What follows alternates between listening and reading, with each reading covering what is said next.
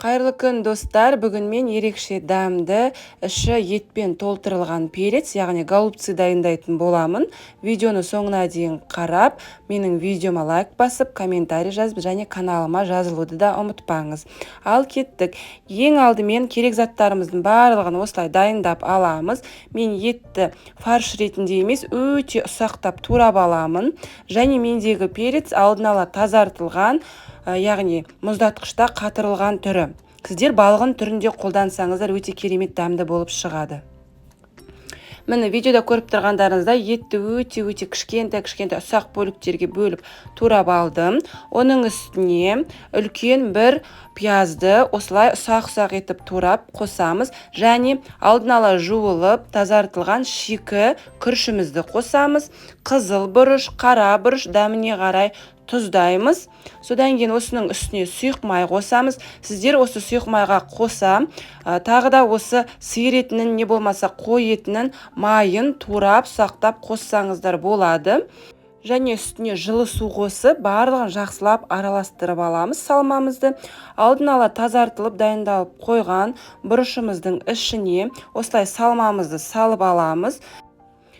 Келесі бізге қызанақтарымыздың шеттерін осылай дәл видеодағындай етіп бөліп аласыздар. Міне сарымсақтың жарты бөлігін салдым. Жаңағы қызанағымыздың бөлген бөлігімен осылай бетін жауып қоясыздар. Міне тағы да көрсетіп жіберейін. Перецтарымыздың ішін толтырамыз жақсылап салмамен. Ішіне сарымсақтың жарты бөлігін саламыз, және бетін жаңағы кесілген қызанағымыздың бөлігімен осылай тығыздап жауып қоямыз. Сонда ішіндегі еттеріңіз піскенде шығып кетпейді. Міне біздің перецтарымыз дайын болды. Барлығын осылай дайындап аласыздар, дәл видеодағындай етіп.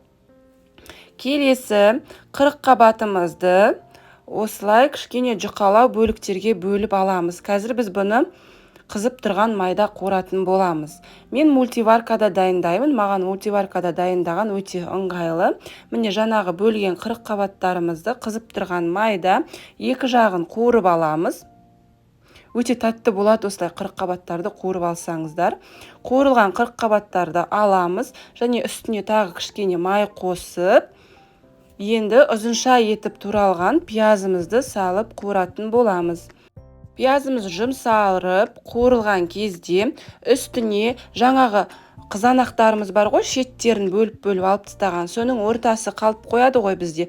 Соны өте жіңішке бөліктерге бөліп турап, осылай осы пияздың үстіне әкеліп саламыз.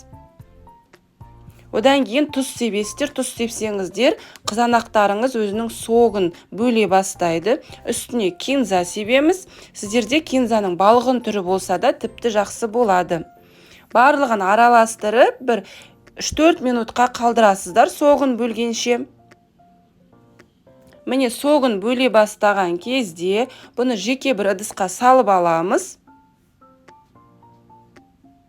Келесі осының үстіне жылы су құямыз. Барлығын осы бір қазанда дайындаймыз. Туралған жаңағы ірі етіп картофелімізді, сәбізімізді саламыз осы судың үстіне. Және тұз себесіздер кішкене дәміне қарай. Енді осының үстіне жаңағы арасына етіміз салынған, дайын тұрған перецтарымызды қойып шығамыз. Перецтарымызды тығыздап, әдемілеп қойып шықтық.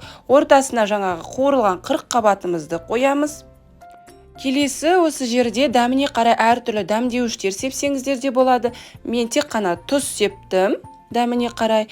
Және де жаңағы қуырып алған пиязымыз бен қызанағымызды осы кезде үстіне салып шығамыз.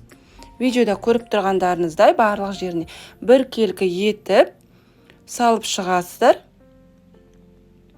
Және үстіне қазір жылы су құйып шығамыз. Міне жылы суымызды құйып шықтық. Енді менде мультиваркамда режим бар. Тушение деген 50 минуттық. Мен соған қойып пісіремін. Егер сіздердегі тушение деген режимдарыңыз қатты қайнайтын болса, онда томление деген режимге қойып пісіріңіздер. Қатты қайнаса, онда сіздердің езіліп кетеді перецтарыңыз. Міне, менікі 50 минутта пісіп шықты. Дәл видеода көріп тұрғандарыңыздай өте түрінің өзі айтып тұр қандай дәмді екенін, және өзі оңай дайындалады. Барлығы бір қазанда ғана істейсіздер. Дәмі ерекше дәмді болып шығады. Сорпасымен жеген өте дәмдірек. Менің өзіме де, отбасыма да голубцыды дәл осылай дайындаған қатты ұнайды. Дәмі енді ерекше болып шығады. Видеом ұнаса, соңында лайк басып, комментарий қалдыруды ұмытпаңыз. Және менің каналыма жазылуды ұмытпаңыз. Сол кезде сіз менің видеоларымды жіберіп алмай бірінші болып көретін боласыз. Ас болсын!